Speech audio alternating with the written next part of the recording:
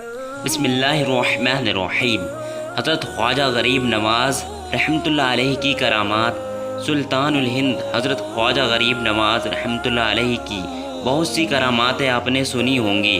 آپ اپنے پیارے رسول کے فرمان کے مطابق تبلیغ و اصلاح کے لیے ہندوستان تشریف لائے اور اجمیر کو اپنا تبلیغ مرکز بنایا۔ اجمیر پہنچتے ہی آپ آرام کرنے کے لیے جس پیڑ کے نیچے بیٹھے، وہاں اس وقت کے راجا کے جانور بیٹھا کرتے تھے۔ راجا کے سپاہیوں نے جب آپ کو بیٹھے دیکھا تو راجا کے سپاہیوں نے آپ سے کہا، یہاں سے اٹھ جاؤ، یہاں ہمارے راجا کے اونٹ بیٹھا کرتے ہیں۔ آپ حضرت خواجہ غریب نواز رحمۃ اللہ علیہ نے فرمایا، اونٹ تو اور کہیں بھی بیٹھ سکتے ہیں۔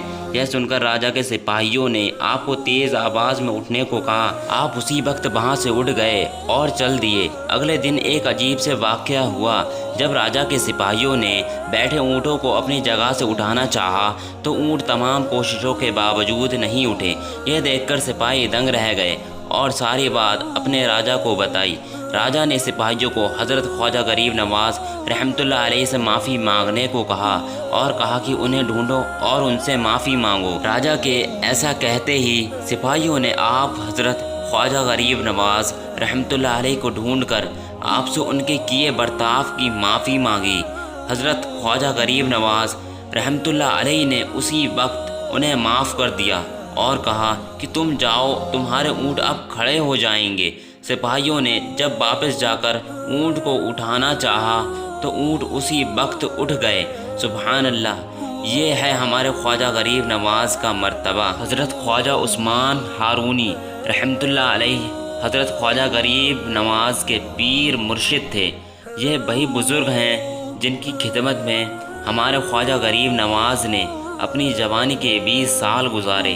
ایک بار کی بات ہے، ایک دن آپ اپنے پیر حضرت خواجہ عثمان ہارونی رحمۃ اللہ علیہ کے ساتھ سفر میں تھے۔ سفر پر چلتے چلتے آپ دجلہ ندی کے کنارے پہنچے۔ ندی پار کرنے کے لیے کوئی کشتی نہیں تھی۔ حضرت نے فرمایا، معین الدین اپنی آنکھیں بند کر لو۔ پھر تھوڑی دیر بعد فرمایا، آنکھیں کھول دو۔ جب خواجہ غریب نواز نے اپنی آنکھیں کھولیں تو آپ دیکھتے ہیں کہ دونوں دجلہ ندی کے پار پہنچ چکے ہیں۔ آپ نے حضرت خواجہ عثمان ہارونی رحمۃ اللہ علیہ سے پوچھا، ہم دونوں ندی کے پار کیسے آ گئے؟ حضرت نے فرمایا، میں نے صرف 5 مرتبہ سورہ فاتحہ پڑھی تھی، اس کی برکت سے اللہ پاک نے ہم دونوں کو خیریت کے ساتھ دریا کے پار پہنچا دیا۔ یہ مقام اور مرتبہ انہی کو نصیب ہوتا ہے جو اپنی زندگی اللہ کی مرضی کے مطابق ڈھال لیتے ہیں اور پھر اسی کے ہو جاتے ہیں۔ اس لیے اللہ پاک ان کی زبانوں میں ایسی تاثیر عطا فرما دیتا ہے کہ وہ جو کہتے ہیں وہ ہو جاتا ہے۔ یہ طاقت ہر کسی کو نہیں ملتی، یہ صرف اللہ کے خاص بندوں کو دی جاتی ہے۔ جس نے اپنے آپ کو اللہ کے حوالے کر دیا، سمجھو اس نے اپنی زندگی میں سب کچھ پا لیا۔